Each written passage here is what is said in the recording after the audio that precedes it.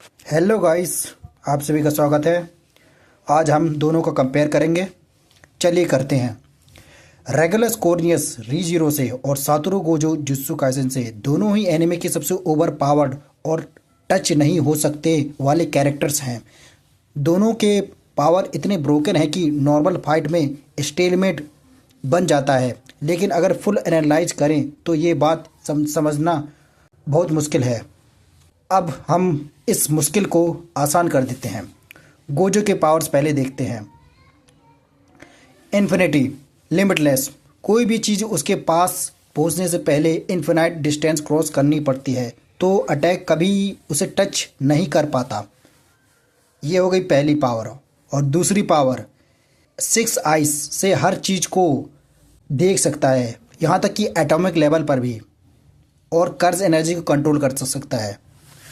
और उसके पास domain expansion है, अनलिमिटेड वॉइड, जो दिमाग ओवरलोड कर देता है। अनलिमिटेड इन्फॉर्मेशन से दिमाग को एक प्रकार से फ्रीज कर देता है, पैरालाइज कर देता है पूरी बॉडी को।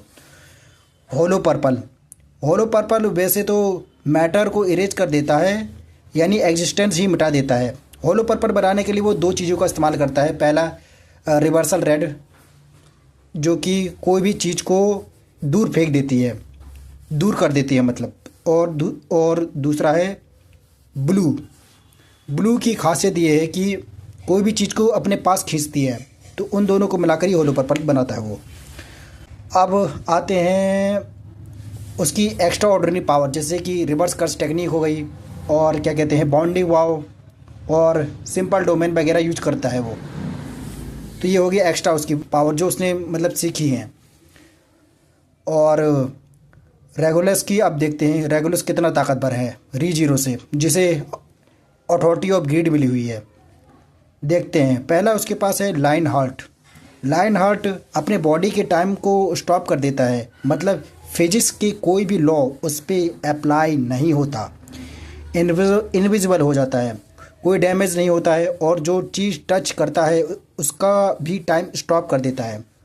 दूसरी पावर, लिटिल किंग, अपना हार्ट वाइब्स के अंदर शिफ्ट करके 5 सेकेंड लिमिट को बाईपास करता है, मतलब basically permanent invisible. And third attack, वो हाथ हिलाकर एयर स्पेस कट करता है, या फेबल्स या सैंड को इन्फिनाइट मोमेंटम दे देता है, जो सब कुछ पेनिट्रेट कर जाता है। ये अटैक स्पेस टाइम इग्नोर कर देता है। अब कौन जीतेगा, अब देखते हैं, कंपेयर करते हैं। मेरे हिसाब से रेगुलस जीतेगा।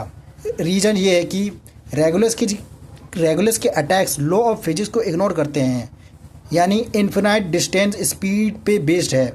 लेकिन रेगुलस का स्पेचुअल कट या time stop of objects infinity को बाईपास कर सकते हैं, क्योंकि वो नॉर्मल मूवमेंट नहीं करते, वो बस एग्जिट करते हैं और हिट कर देते हैं। और गोजो का अनलिमिटेड वॉइड रेगुलस पे काम नहीं करेगा, क्योंकि रेगुलस का माइंड और बॉडी वर्ल्ड से अलग है, यानी टाइम सेपरेट, और वो मेंटल इंटरफेरेंस भी इग्नोर कर चुका है, जैसे सीरीज के अथॉरिटी से। सीरीज़ वही जो अटैक किया था, तो वो लोगों को पता होगा। रीजीरो में एक मूवी टाइप की बनी है, 1 घंटे 30 मिनट की है।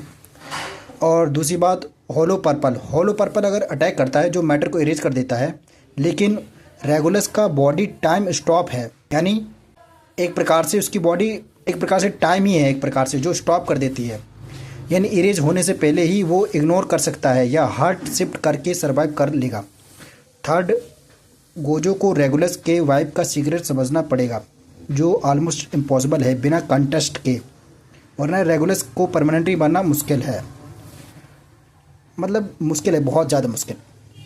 अगर गोजो स्मार्टली डोमेन यूज करे और पहले होलो पर्पल स्पैम करे तो चांस है, लेकिन रेगुलस का one shot potential hand wave से स्लाइस और ट्रू इनविजिबिलिटी गोजो से ज़्यादा ओपी लगता है, यह बात ट्रू है।